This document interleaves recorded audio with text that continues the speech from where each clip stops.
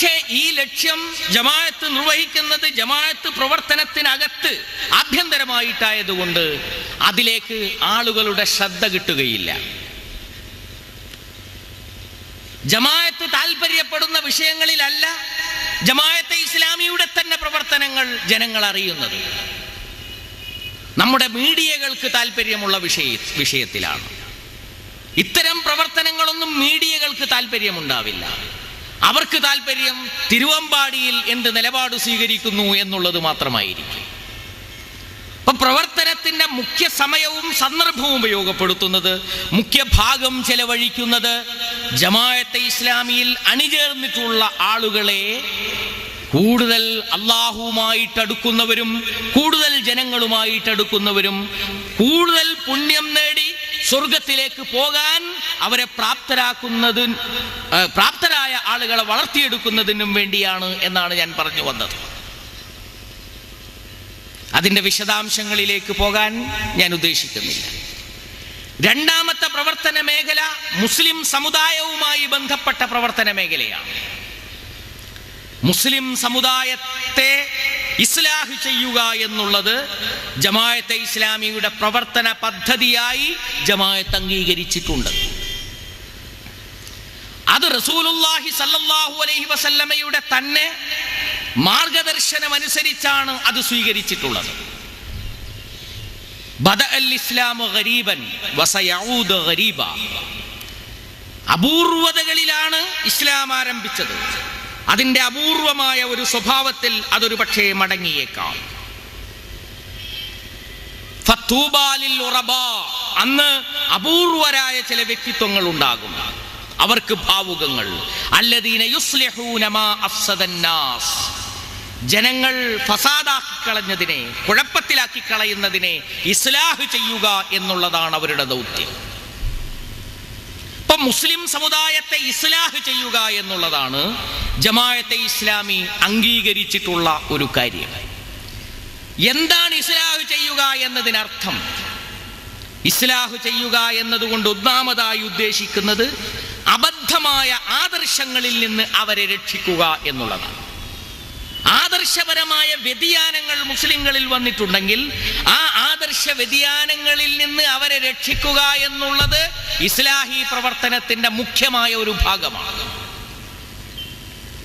ജമാഅത്തിന്റെ പുസ്തകങ്ങൾ നിങ്ങൾ എടുത്ത് പരിശോധിച്ചു നോക്കൂ, അതിന്റെ പ്രഭാഷണങ്ങൾ നിങ്ങൾ ശ്രദ്ധിച്ചു നോക്കൂ. അവിടങ്ങളിലെല്ലാം മുസ്ലിം സമൂഹത്തിന് എന്തെന്തൊക്കെ ആദർശപരമായ വ്യതിയാനങ്ങളാണോ ഉണ്ടായിട്ടുള്ളത്, ആ ആദർശ വ്യതിയാനങ്ങളിൽ നിന്ന് രക്ഷിച്ചെടുക്കുക എന്ന ദൗത്യം ജമാഅത്ത് സ്വീകരിക്കുന്നതായി നിങ്ങൾക്ക് കാണാൻ കഴിയുന്നതാണ്.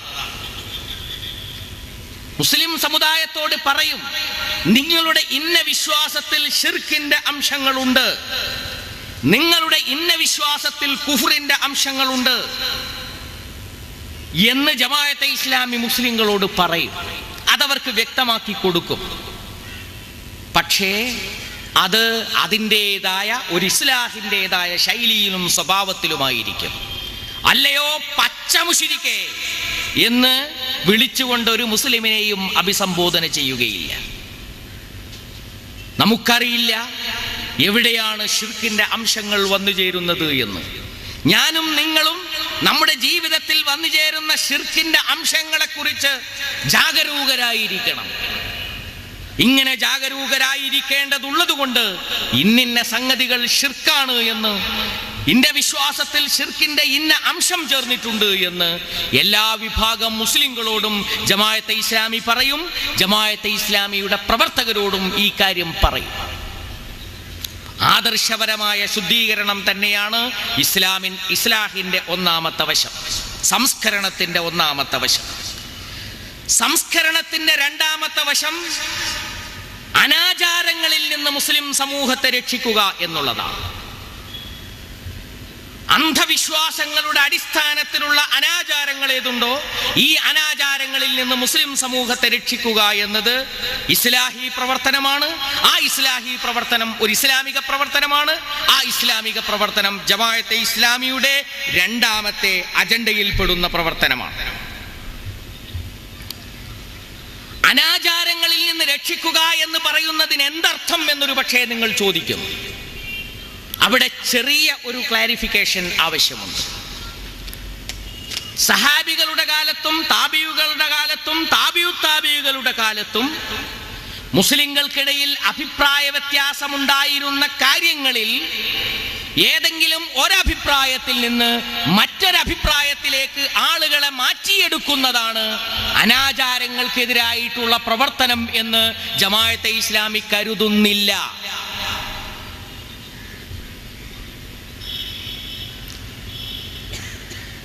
ഫജ്റിന്റെ നമസ്കാരത്തിൽ ഖുനൂത്ത് ഓതുക എന്നതും ഓതാതിരിക്കുക എന്നതും സഹാബിമാരുടെ കാലം മുതലേയുള്ള അഭിപ്രായ വ്യത്യാസങ്ങളുണ്ട്. ഇതിൽ ഖുനൂത്ത് ഓതുന്നവനെ അടിച്ചിരുത്തി ഖുനൂത്ത് ഓതാതാക്കുകയോ ഖുനൂത്ത് ഓതാതെ ഇരിക്കുന്നവനെ നിർബന്ധിച്ച് ഓദിക്കുകയോ ചെയ്യുന്നത് അനാചാരത്തിനെതിരായിട്ടുള്ള പ്രവർത്തനമല്ല, അത് ഇസ്ലാഹി പ്രവർത്തനത്തിന്റെ ഭാഗവുമല്ല.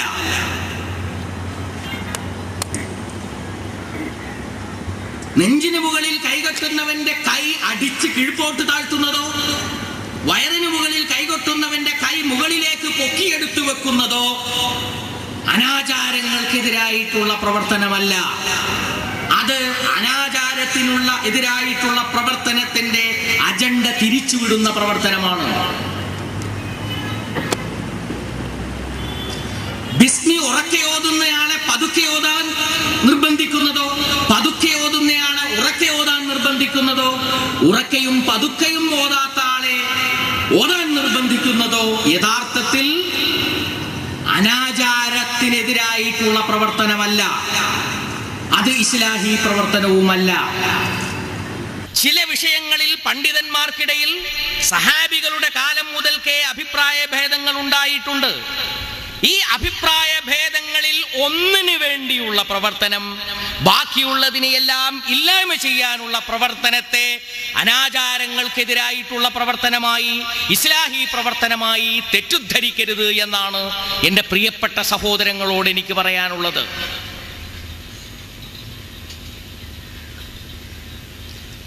അതായത് അത്തഹിയ്യാത്തിൽ വിരൽ ഇളക്കുക എന്നുള്ളതാണോ?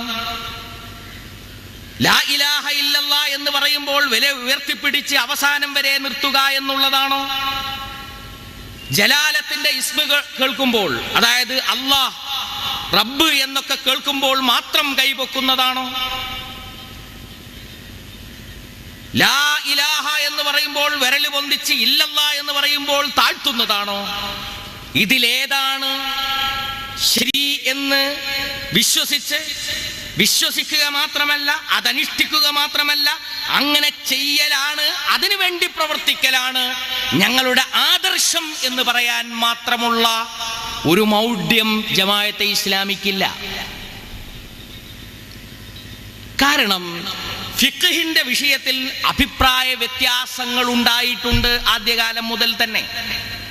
ഈ അഭിപ്രായ വ്യത്യാസങ്ങൾ പരസ്പരം ശത്രുത കാണിക്കാനോ തമ്മിൽ നമസ്കാരത്തിൽ തുടരാതിരിക്കുവാനോ അള്ളാഹുവിന്റെ ദീനിന്റെ വിജയത്തിന് വേണ്ടി ഒരുമിച്ച് പ്രവർത്തിക്കുവാനോ ഒരിക്കലും സഹാബികൾക്ക് തടസ്സമായിരുന്നില്ല, താബികൾക്ക് തടസ്സമായിരുന്നില്ല, താബിയുത്താബികൾക്ക് തടസ്സമായിരുന്നില്ല. ബിസ്മി ഓതുന്നവർ ഓതാത്തവരെ തുടർന്ന് നമസ്കരിച്ചിരുന്നു, ഓതാത്തവർ ഓതുന്നവരെ തുടർന്ന് നമസ്കരിച്ചിരുന്നു. പച്ചകുത്തിയാൽ ഒളു മുറിയും എന്ന് വിചാരിക്കുന്നവർ ഒളു മുറിയുകയില്ല എന്ന് വിചാരിക്കുന്നവരെ തുടർന്ന് നമസ്കരിച്ചിരുന്നു. അങ്ങനെ അഭിപ്രായ ഭേദങ്ങൾ ഉള്ളതോടൊപ്പം ഒരുമിച്ച് പ്രവർത്തിച്ചിട്ടുള്ള ഇസ്ലാമിക പാരമ്പര്യങ്ങൾക്കെതിരാണ് ഫിഖ്ഹിന്റെ അഭിപ്രായ വ്യത്യാസങ്ങളുടെ പേരിൽ സംഘടനകൾ ഉണ്ടാകുന്നതും പിളർന്നു പോകുന്നതും എന്നുള്ളതാണ് ജമാഅത്തെ ഇസ്ലാമിയുടെ വിശ്വാസം.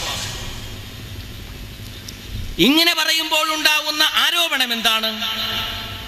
അപ്പോൾ നിങ്ങൾക്ക് ആദർശത്തിൽ ഒരു കടുംപിടുത്തമില്ല അല്ലേ എന്നാണ്. അങ്ങനെയാകാം, ഇങ്ങനെയാകാം, അങ്ങനെയാകാം, ഇങ്ങനെയാകാം എന്ന ഒരഴകുഴമ്പൻ നിലപാടല്ലേ എന്നുള്ളതാണ് ചോദ്യം. രണ്ട് തെറ്റിദ്ധാരണകളുണ്ട്. ഒന്ന്, വിരലളക്കുന്നതും കൈ നെഞ്ചത്ത് കെട്ടുന്നതുമാണ് ആദർശം എന്നുള്ളതാണ് ഒരു തെറ്റിദ്ധാരണ. ഞാൻ പറഞ്ഞു അതല്ല ആദർശം, ലാ ഇലാഹ ഇല്ലല്ലാഹ് മുഹമ്മദുർ റസൂലുള്ളാഹ് എന്നുള്ളതാണ് ആദർശം.